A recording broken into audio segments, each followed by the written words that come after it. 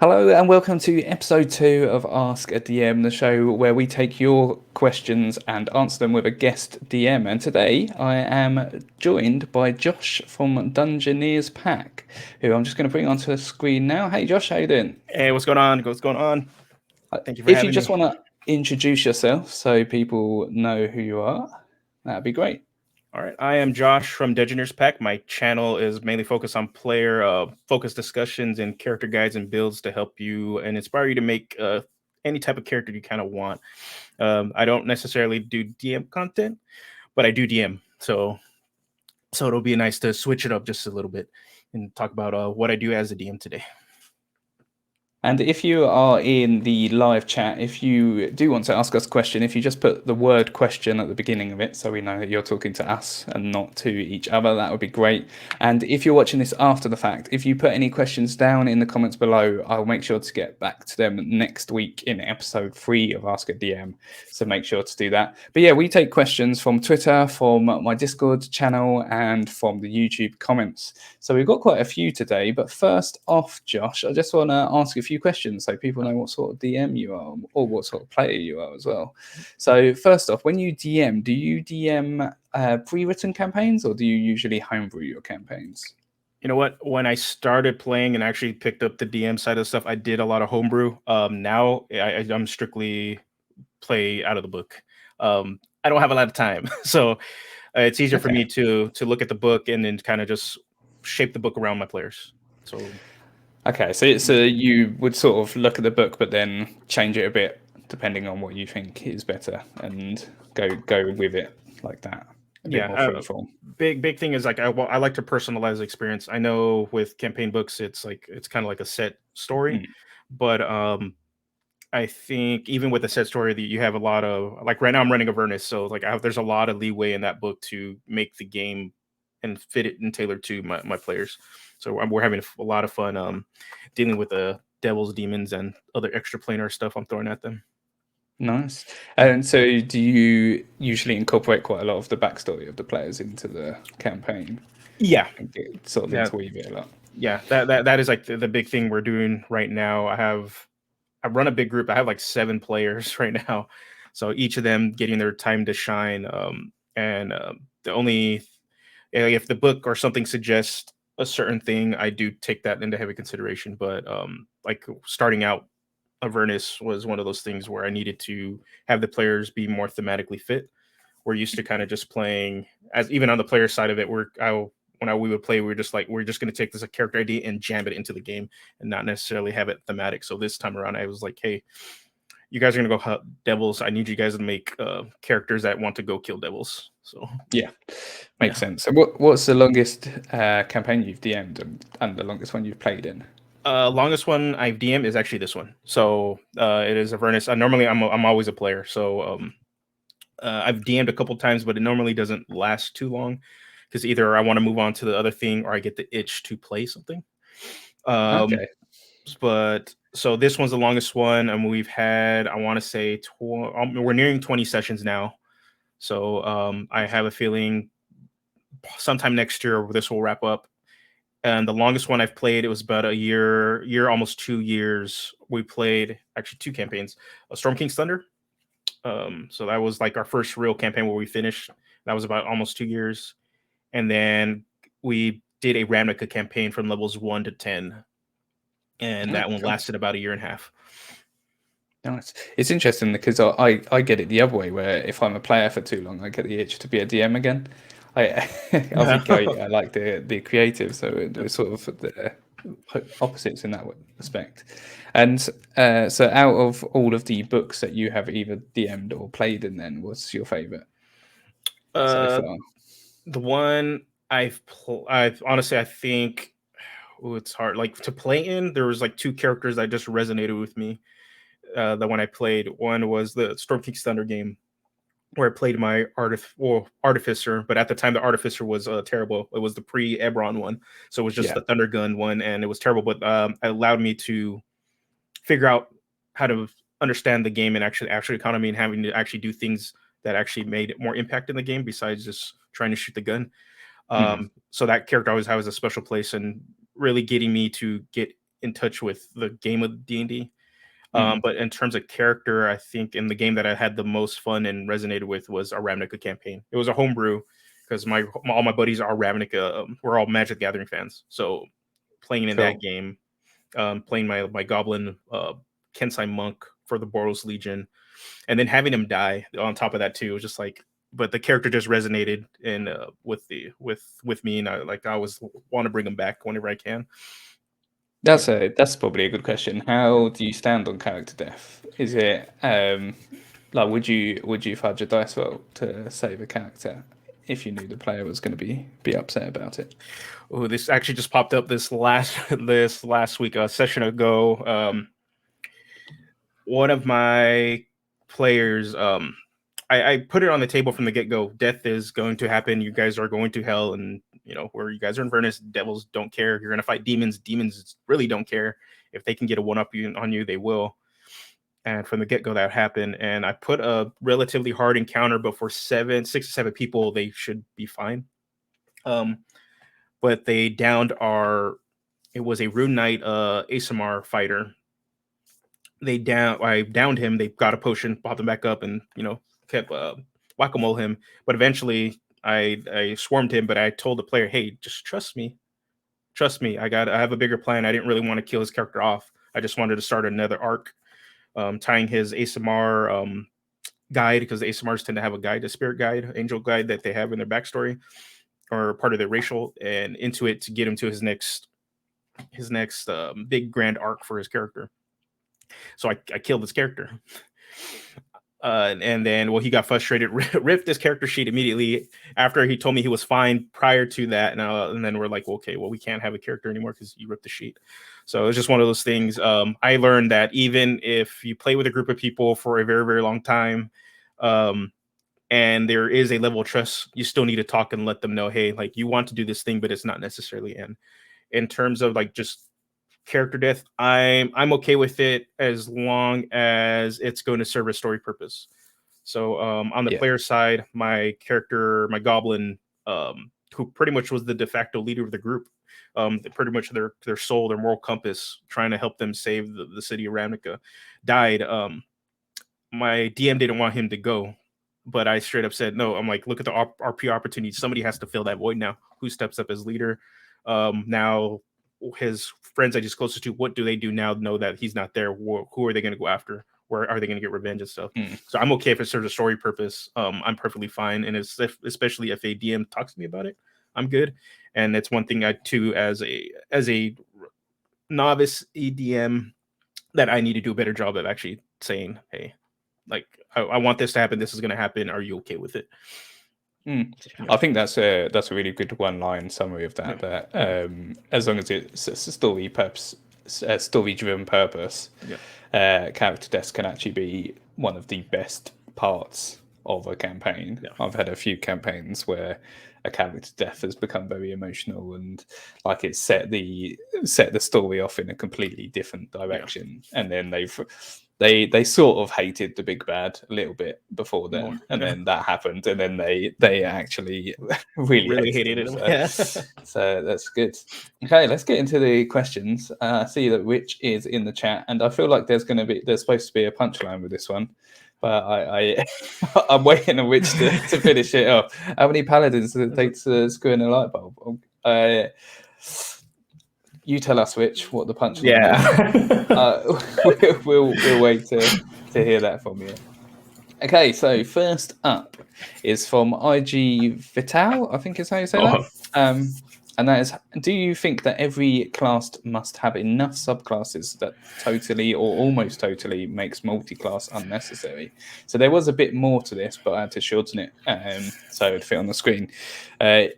He or she were basically saying, like, there's the Blade Singer, which then makes there's no point in doing a Wizard Fighter subclass, and then there's the Rune Knight where there's no point doing it the other way and stuff like that. So what do you think on that?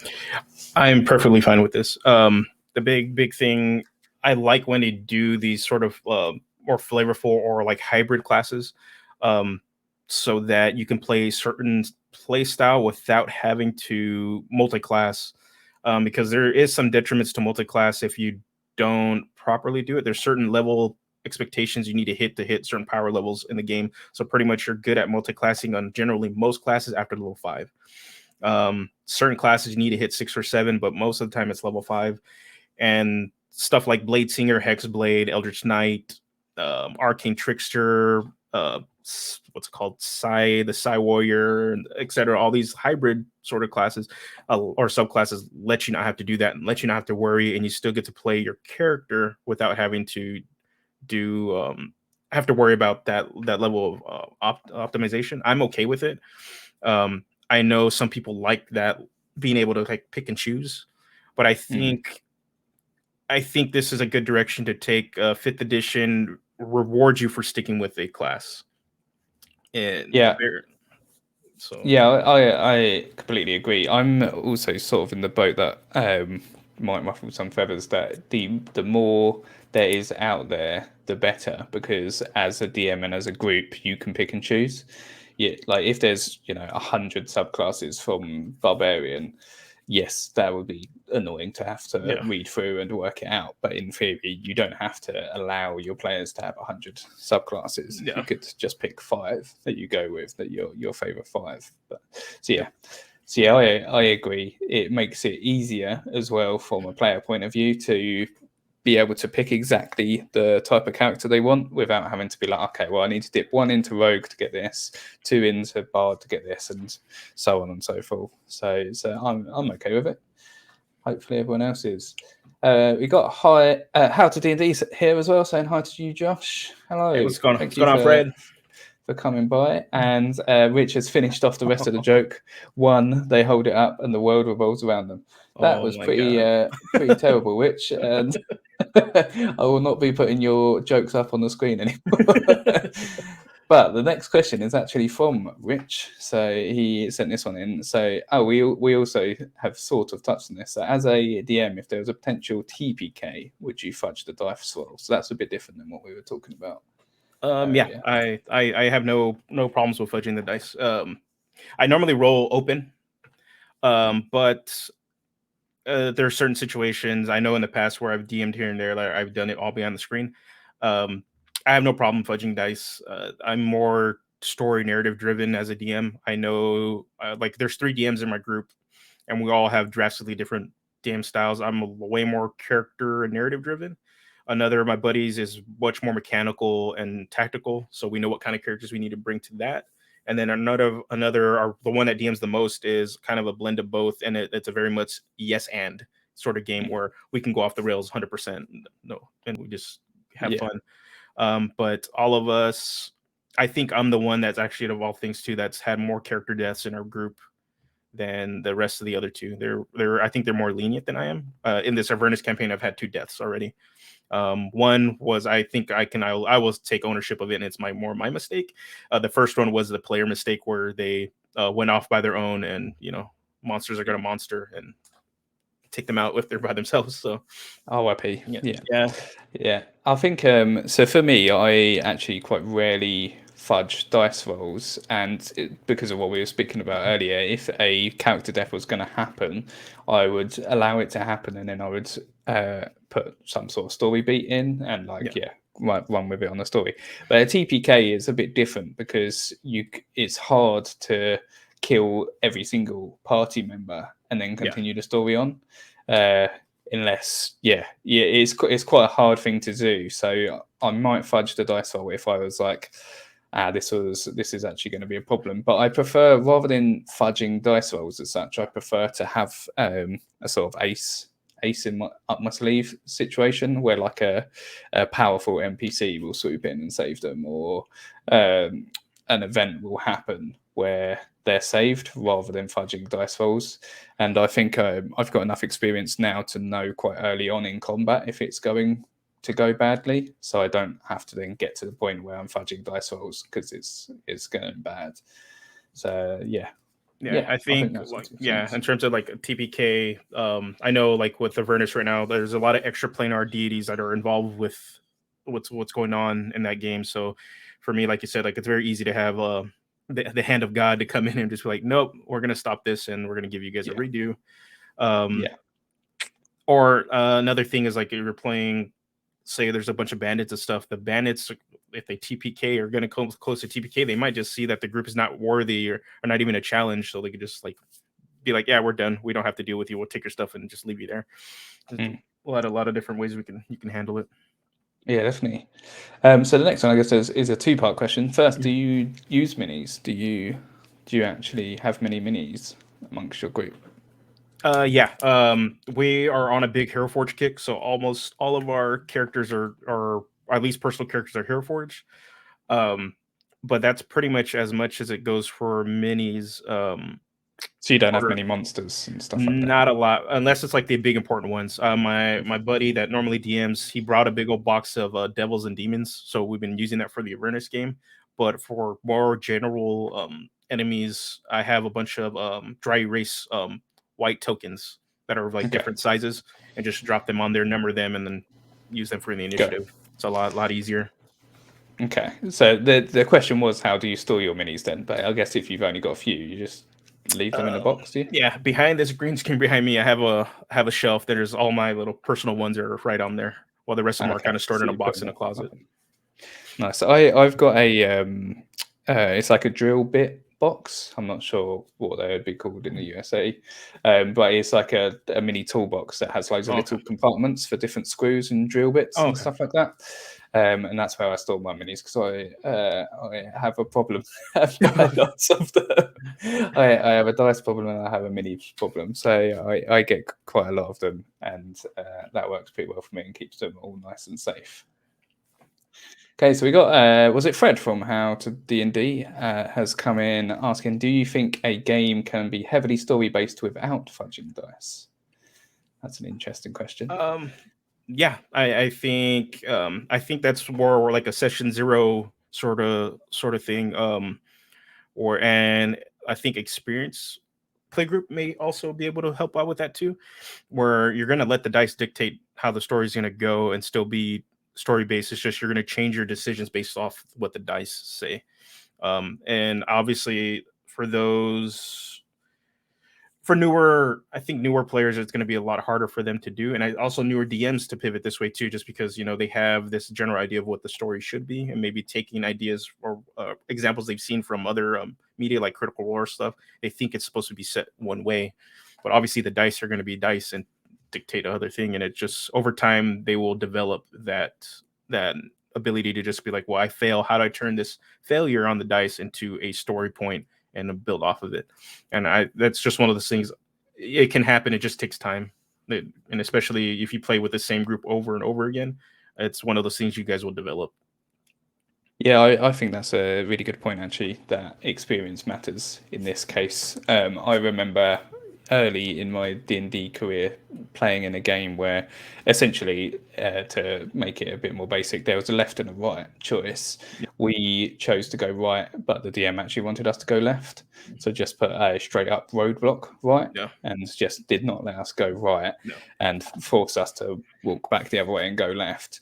And I think that's sort of okay when you're a new DM and you're sort of trying to understand it a bit better. But as you become better as a DM and become more experienced, if there is something that happens like that, or a dice roll goes badly and they don't get what they need to progress the story in the way you thought they were going to, you can sort of riff on the spot and go, and in between sessions actually make it into a full-fledged story. That's a good little tip as well. If there's any new DMs out there, you don't have to make everything up on the spot. If you have got to a point and something has gone completely awry and you don't have a clue what's going on anymore, feel free to stop the session, even if it is like little bit early, and just be like, look guys, I need a week or however long it is to work out what impact this has, and then go from there. I definitely.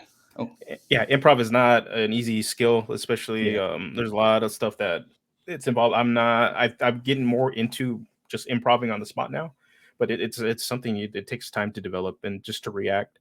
And and it takes a certain part of your brain, I could say, like, to be able to interact and think on the spot. And I'm not always the fastest, so I recommend that what you said too. Like sometimes just take either stop the session early, or even I saw web DM say this a while ago in one of their older videos.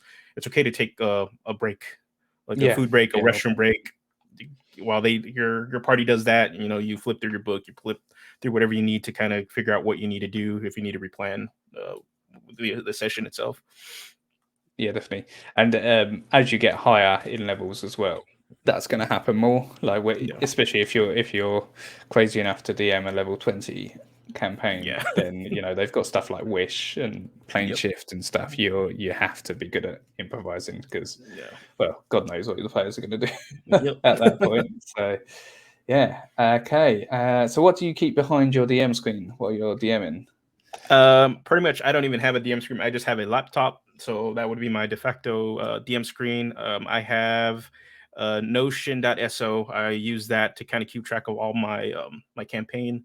On that itself, it's just a small section or tab in there that keeps track of every session, a little database that keeps track of the players, so I can kind of link them into the session, and another database for NPCs, important NPCs and personal NPCs and factions for the players. So it's just a nice little way to organize everything, so I can kind of keep track and click. It kind of acts like a wiki at times too, where you can kind of click to go to another article or another um, area. So that's pretty much it. And then my dice, then my tokens, and that's all I run. Yeah, I'm pretty much the same. I Yeah. use laptop Yeah. and I've got a notepad and dice. And that's pretty much it behind my DM screen. How to D&D is also said I'm 50 years old and been playing for a long time with the same people. Nice answer.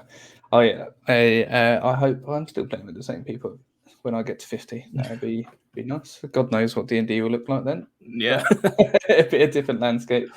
I do like the magic of playing with a new person and that moment when they realise they can do what they want. Yeah. There's always that sort of they've got the video game mind on where they're like, oh no, okay, he's put this together and we're supposed to go this way and do this thing, and then they'll say, oh, can I actually climb up and look through this window instead of going through the front door? And I'm like, yeah, of course you can.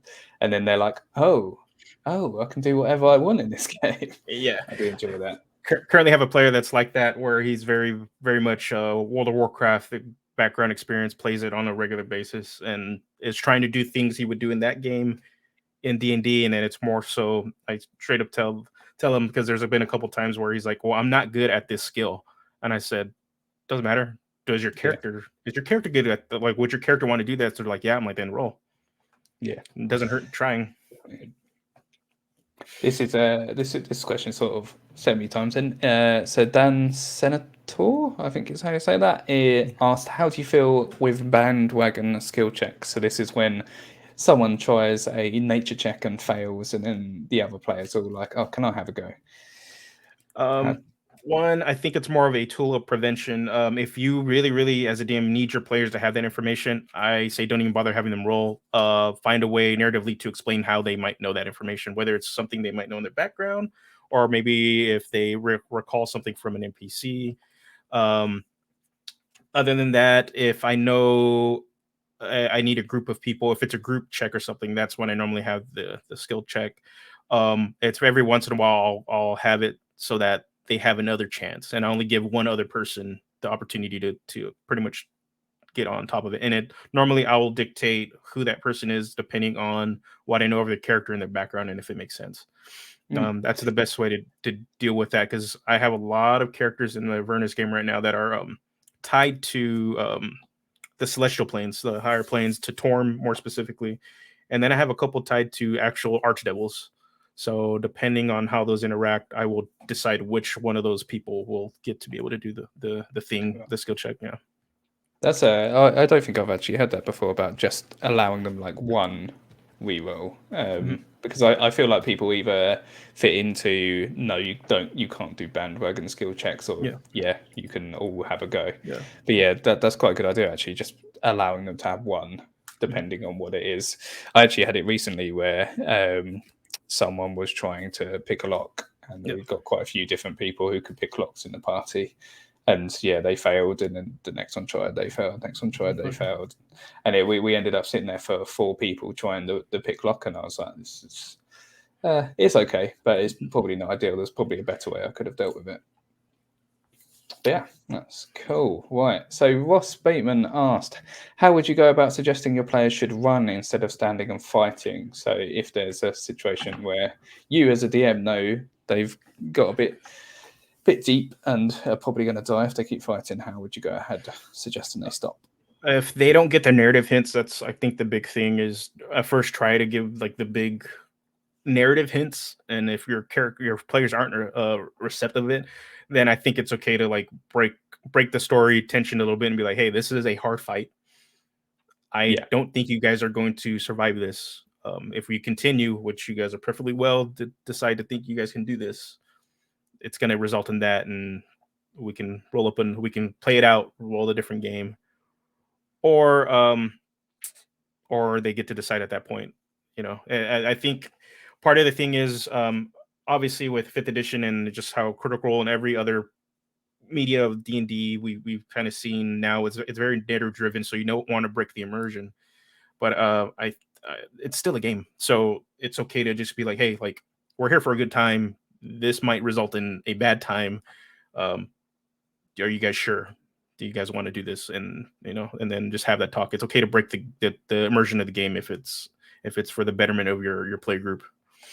Yeah, I mean, Rich has said as well that sounds like the Venom Fang problem, which I believe is the dragon from Lost Mines of Fandelver, if I remember rightly. Which, yeah, you're supposed to not fight that, but a lot of people do.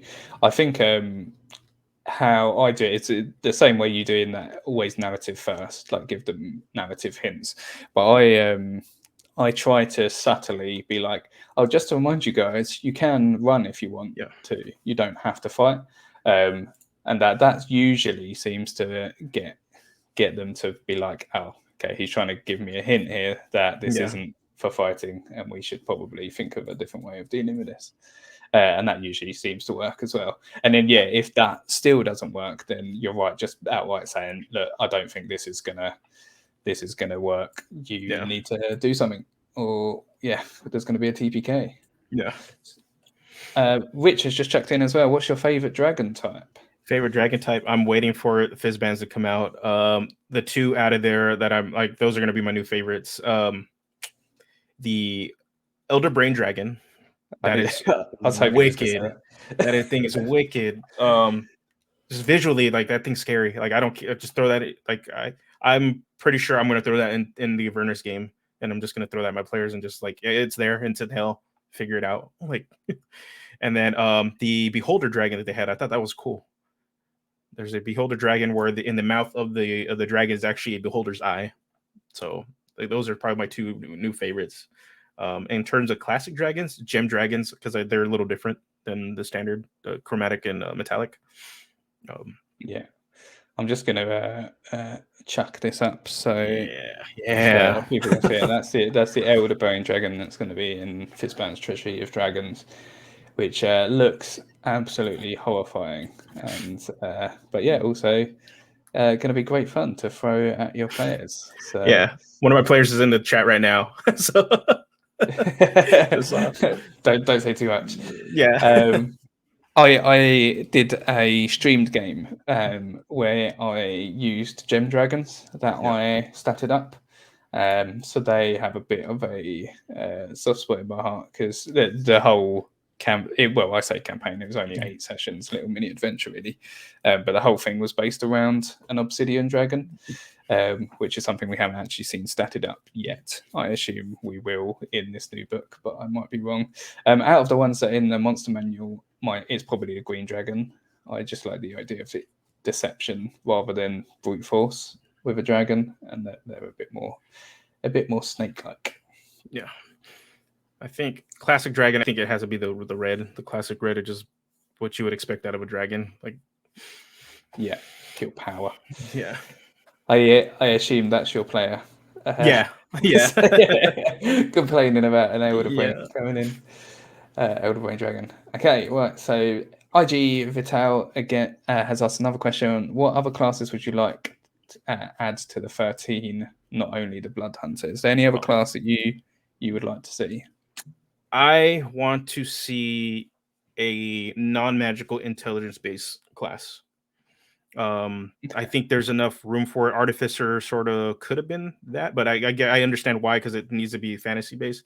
But I think some sort of a tactitional sort of intelligence based class would help round out and also give us like a third intelligence intelligence based Mm. class. And but especially if they're not based in magic, would I think it would be an interesting push in design. Some like a warlord. I think who had it? Ian World Publishing. They had a class in there, and a supplement they released for fifth edition, where it was a class that was called the Noble. But their whole thing was they had multiple subclasses in there. One was a tactician, where they were able to use their action to help or to have another player attack. So they never attacked; they would ask another player to attack. And then some of the subclasses let you attack. Other ones were hyper pacifists. It was interesting, but I think something that was like that's a cross between a rogue bard and some sort of tactician would work really really well. Yeah, I've seen someone talking about, I can't remember who it was, and that's going to annoy me because I like to give props to people, but I think someone has recently made a sort of like the elderly kung fu person you would see in kung fu who are like teaching the young person how to do kung fu. They made a class around that idea of like someone who's been a fighter, been a warrior for ages, but is now unable to do it because of their body, but then still comes along, and it's all about maneuvering people, the other players about, and stuff like that, which I think is quite a unique idea. Well, but yeah, I'm the same. I would like to see more intelligence classes. I think Artificer was a nice addition because you couldn't really make something out of it. Yeah, I would like to see a bit more out of it. I think so. Hopefully, later books will add more subclasses and yeah, stuff. But yeah. The big thing for artificer I want them to see is more subclasses based around the tools, since that's supposed to be the tool magic class.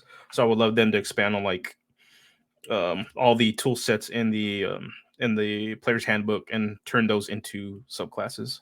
Like I want to see like an artist, like either like a tattoo artist, artificer, or something like that. That yeah, uses like art supplies and the ink and the calligraphy supplies and stuff. yeah, that would be cool. Out to D&D has asked, have you ever used Woolly Story Cubes or Game Mastery plot twist cards to help learn to improvise during a game? Do you know what either of those are? Um, I've seen like story cubes. I might be those. Those might be the ones I've seen, and but I've never heard of the plot twist card. Yeah, okay, yeah, I've seen other story cubes and stuff. I haven't. For me to improvise on the spot, no. Mainly my improvisation on the spot is really just pulling from the character's background. So that's one thing I always ask is like at least have some sort of background for your character, and I'll just pull from that and slowly weave it so I know if I need to just draw from that to like add to improvise on the spot. I will do it, and that's pretty much what a lot of what my game goes based off of Yeah. So is that. just in case people don't know, so I also haven't actually heard of the Game Mastery plot twist cards, but Story Cubes, the idea is you roll all of these dice, and then you try to make a story out of it. And I've not actually used it during a game, but I have done this to make a one shot before. I rolled these dice and made a one shot out of it. But yeah, I haven't done it mid game. I haven't rolled the dice and then made something out of it. And yeah, I've never actually heard of the Game Mastery plot twist cards. They look like this. I assume the idea is you draw a card and it says something happens, and it can Yeah, be good or bad, and you go with it, which can be quite fun. I don't know if I'd do that for a campaign, but yeah, for one shots and stuff, it would be good for, as you said, for learning how to improvise if that is something that you're struggling with. So yeah, yeah. they're good Those things are if you're struggling. those are really really good tools, especially like Rory story cubes. I've seen that a lot where yeah, it's mainly like one shots. You just roll them up before and then just plot it out that way. Yeah, go with it. Hats D&D also said that there was a 4E intelligence-based tactical class called the Warlord, which I believe I've read, but I can't. Yeah, I can't remember too much about it. But yeah, it's pretty much what I'm hoping for in 5E, maybe Yeah, yeah. maybe 6E. Yeah, I've heard about this one. I played like 4E like once.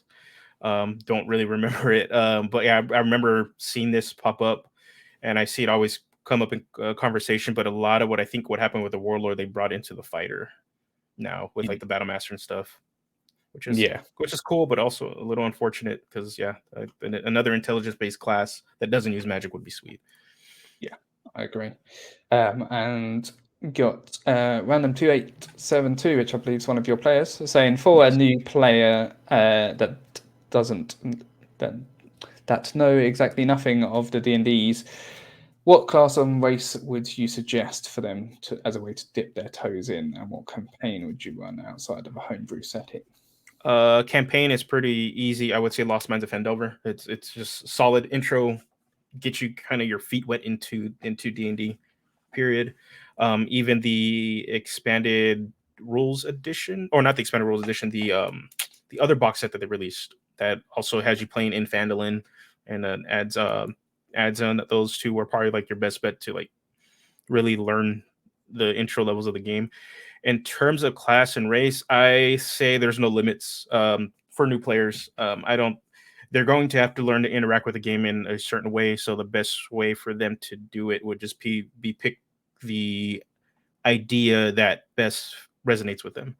I know there's a lot of stuff. I know early on in the YouTube space, and then in early videos, everybody was like, "Oh, fighter, fighter dwarf, fighter half orc, just fighter would be the best way." I don't agree. Like started playing with a fighter, but I didn't really learn the game until I played a wizard. And where I should have just played the wizard from the get go. And then yeah, my brother, he learned how to play using a monk. Like everybody just picked in my group just picked a different class that wasn't necessarily simple to really figure out how to play the game, and it's just whatever resonated with them when they read the book and be like, I want to play that. That seems cool. I think that's a better approach to figuring out how to play. Yeah, I completely agree. I always say if someone's struggling to make their first character, to loosely base it off of someone from media. Yeah. So if you like you really were into the Witcher, for example, Yeah. so okay, well let's make the Witcher, because in that way it's also easier when there's role play situations and you're Yep. like, what would your character do? They can think, okay, what would the Witcher do? You know what you do. What Yep. would blah blah do? It makes it all a bit easier. I think some of the classes are a bit harder to learn, but you're completely right. If you want to play D&D for the long term, you're going to have to sort of understand how the game works, and that involves spellcasting Yeah. and barbarianness and stuff like that. Anyway, but I don't think any of them are so difficult that you should shy away from it on your first turn, on your first go. So yeah, I would pretty much agree. And How to D&D saying that there's also the Dungeons and Dragons Essential Kit, which is also good. But yeah, I've also ran the Lost Mines of Fandelver, and it is a very good little adventure.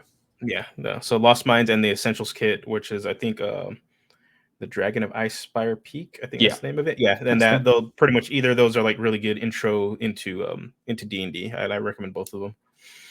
And Rich also saying that he would like to see a full alchemist int-based class, which, yeah, I completely agree. They've obviously added a bit in the artificer, but it would be quite cool to see a full alchemist. Yeah. And I don't think it would be, yeah, I don't think it'd be too hard to make. I know, what was his name? Dawnforged, Oh, okay. Yeah. YouTuber, made one a while back, as well as a shaman class. I'm not sure. I haven't seen him on YouTube for quite some time, so I'm not sure what he's doing. But he used to have a website where you could buy them. So if you did want an alchemist in base class, check them out if they are still around. I'm not sure if they are. I'm afraid though.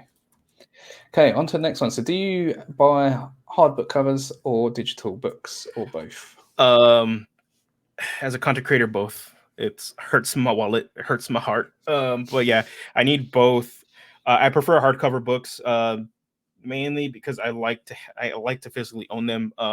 My big issue with any sort of digital media is at any point if the where they are storing that or they lose the license goes out, or you lose access to it. Um, so we were playing Roll 20 for a while, so I started getting more of the digital stuff, and then running my channel. Like I needed it to start writing scripts at least earlier. So that's why I have both, but I still just prefer the hardcover. Unless they burn my books down, they burn my books, then they can't get rid of it.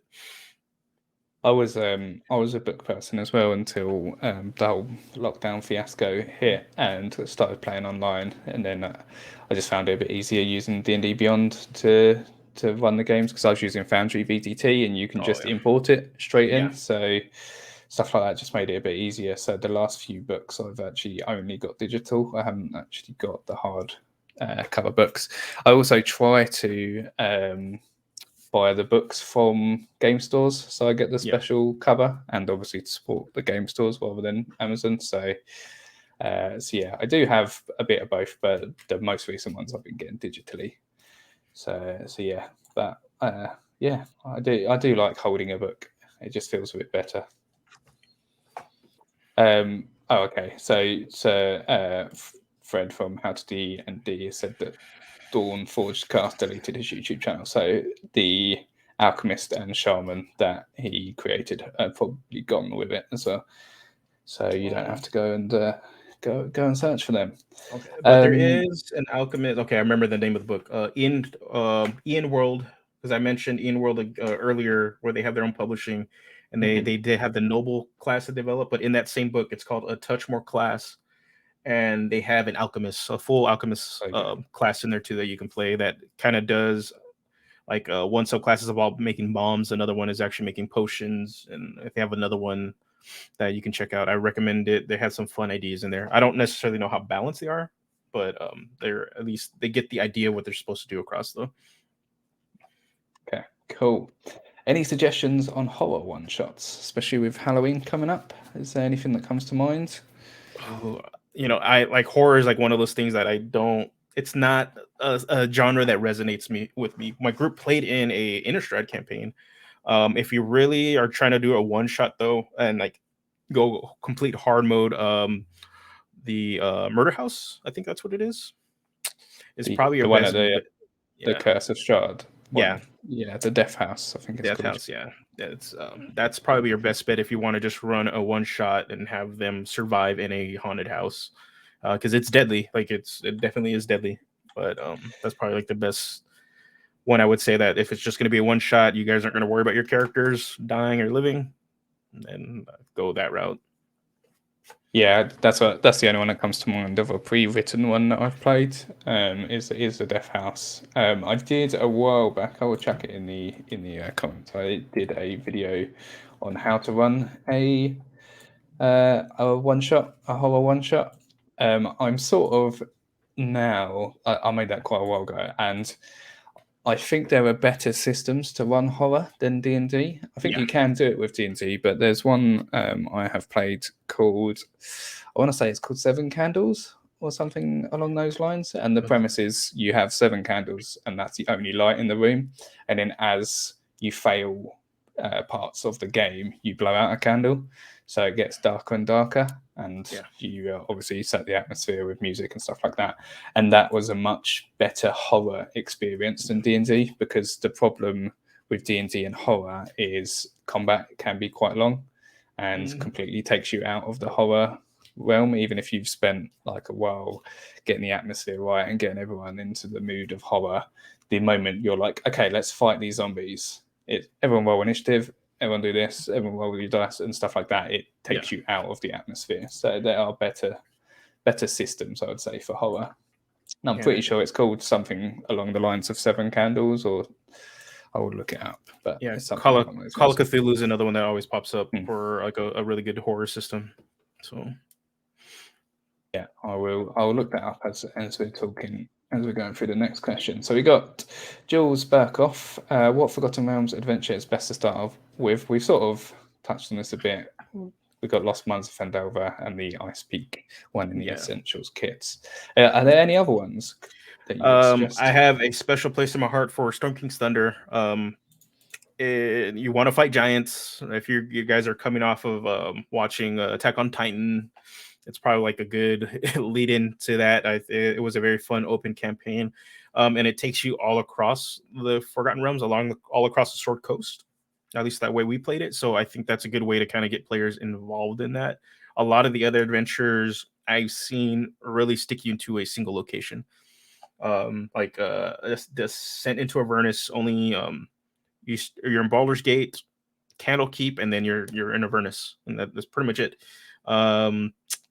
What's it called? Then the two Waterdeep adventures. You're only in Waterdeep, or you're in I think it's Undermountain, under Waterdeep, and that's pretty much it. Yeah. So and then the Feywild, Wild Beyond the Witchlight. You're not even in. You're not even Yeah, in the the Shore material Coast. play. Yeah. Yeah, So I think the outside of the obvious two, the Lost Mines of Fendelver and the Essentials kit one, the Ice Peak, the Waterdeep Dragon Heist can be quite good just because you start at level 1 and you go to level 5. yeah. And it's relatively linear, so that that it gives the DM a good chance to practice and stuff like that. So that one can be okay. But yeah, I understand what you're saying about it is just in Waterdeep, so you don't really get to explore D&D as a whole when you just play an urban one.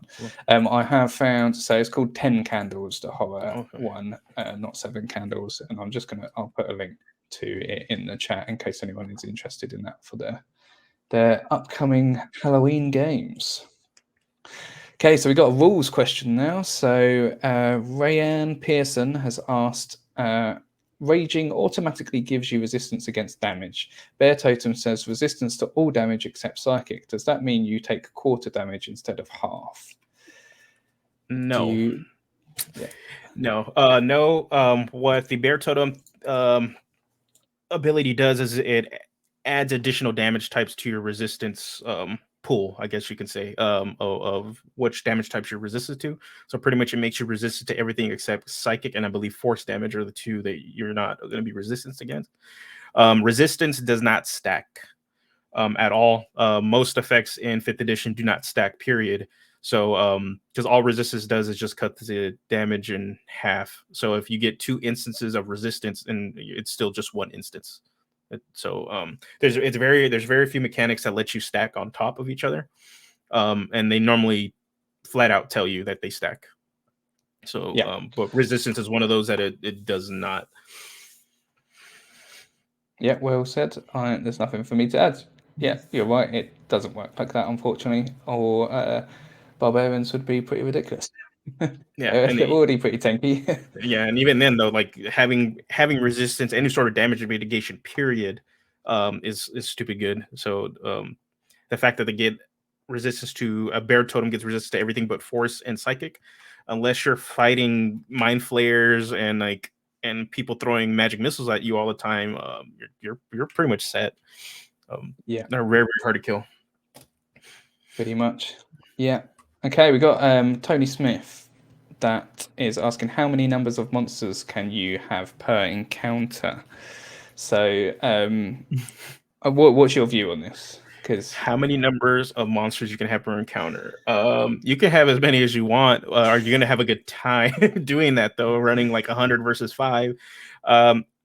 It really just comes down to how you want to balance against your players and the level of difficulty you want against for that encounter.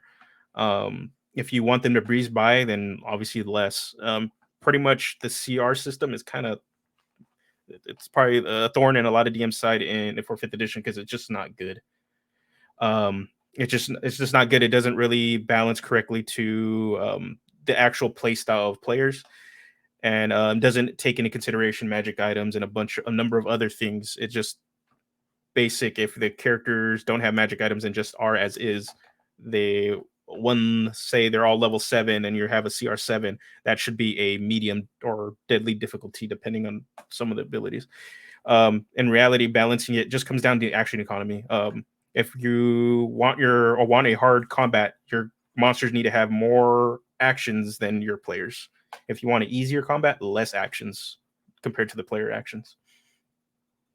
So yeah, I think there is in can't remember what chapter, but in the DMG, in the Dungeon Master's Guide, there's a little formula to work out how many you can put in, which is okay. I've actually relatively recently, or within the last year, started using the minion mechanic from 5th edition, and that's made some encounters feel a lot more substantial, because there's a few which have actual stats and do actual things, and then you can essentially throw 100 zombies at a party and they can actually deal with it, and it feels more like Lord of the Rings, Helm's Deep kind of battle.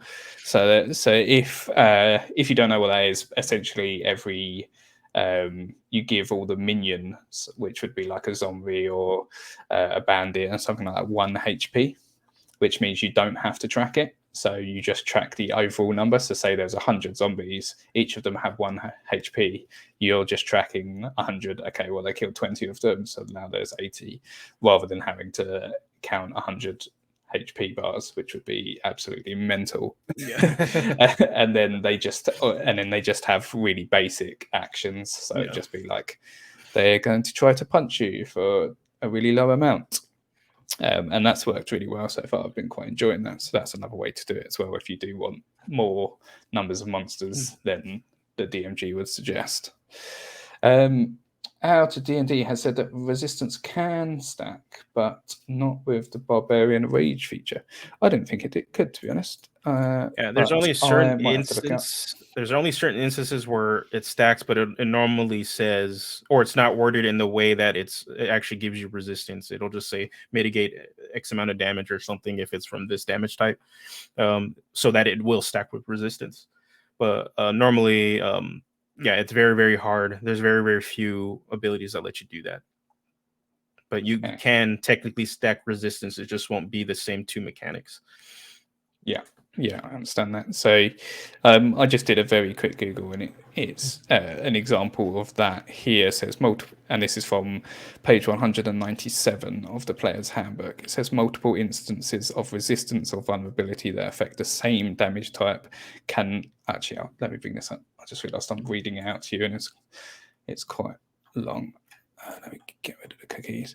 So multiple instances of resistance or vulnerability that affect the same damage type count only 1 for 1 instance. For example, if a creature has resistance to fire damage as well as resistance to all non-magical damage, the damage of non-magical fire is reduced by half against creatures, not reduced by 3/4. So yeah, basically resistance will only stack once, but there are other ways of getting around it. Like I think there's a spell, I can't remember, but yeah, there are ways to get around it, but very few. Okay, on to the next one. So what's your opinion on the custom lineages that they have recently introduced into the game?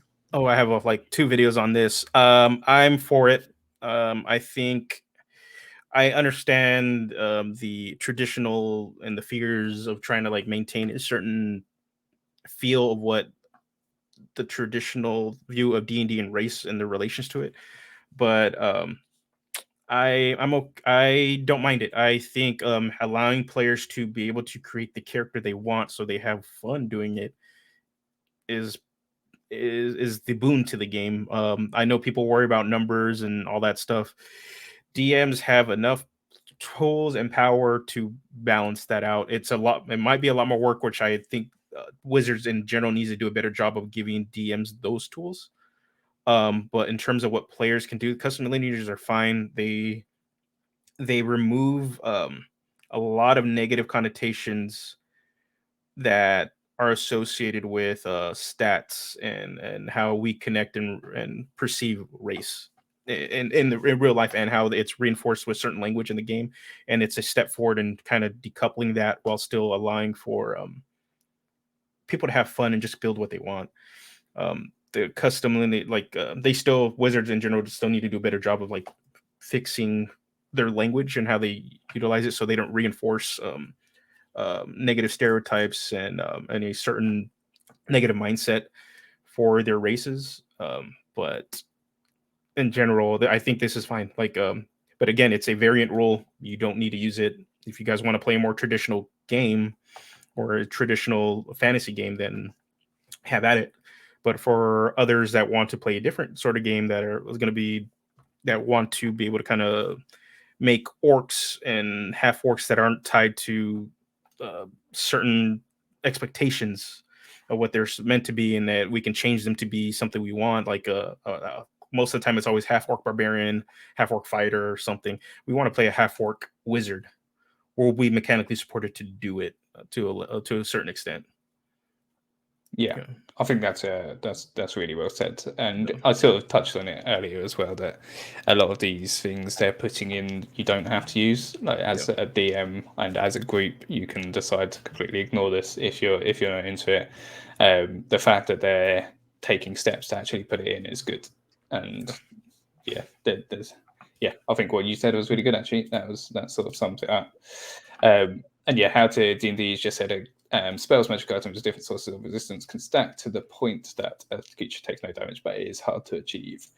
So yeah, sort of along the same line. Okay, we are going to be wrapping up in a second, so if there are any last minute questions, chuck them in the chat.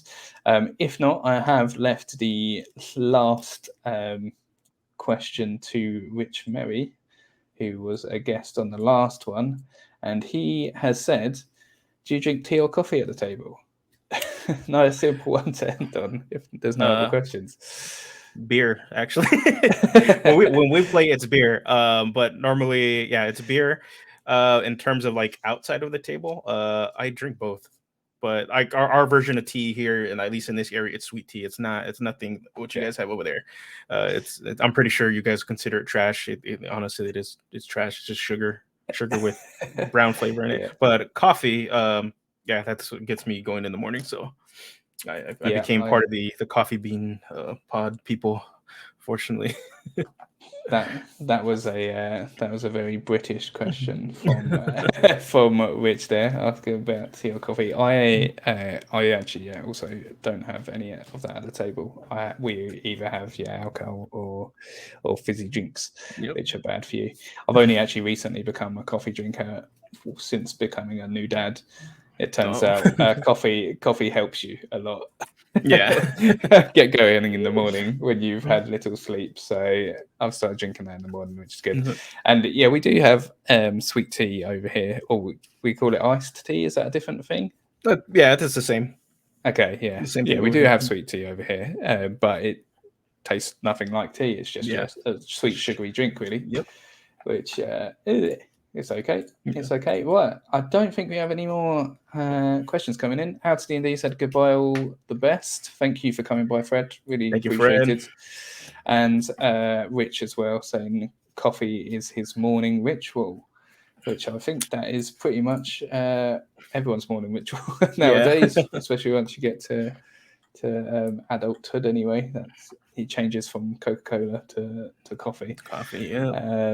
Cool. Thank you very much for coming by, Josh. Do you want to just let everyone know where they can find you? I have put all of your links down in the description so people can check you out there, but if you just let everyone know. Yeah, you can find me on YouTube on Dungeoneer's Pack. You can search it up there. I'm fairly active in the community section there. Also, I'm the most active on the Dungeoneer's Pack official Discord. So if you can join there, everybody's more than welcome to join in. If you want to just talk about D&D, anything not D&D, you need help developing in characters or anything, there's a nice community that's willing to jump in and help. I will always jump in and help out also. And and all my socials are in the description below. I'm on Facebook, Dungeoneers Pack YT there, Twitter, DPack YT, and on Instagram, I'm just Dungeoneers Pack. So yeah, you can find me everywhere. Cool. Thank you very much for coming by, and we will make sure to get you on again. I think this was a really good session. So if you are up for it, we'll get you on again. Thank you. I enjoyed it. Yeah, and we will be back next week as well, same time. And we have another Josh actually from J&J Tabletop next week joining us. Nice. So thank you everyone for coming, and we will see you next time. Bye. Peace.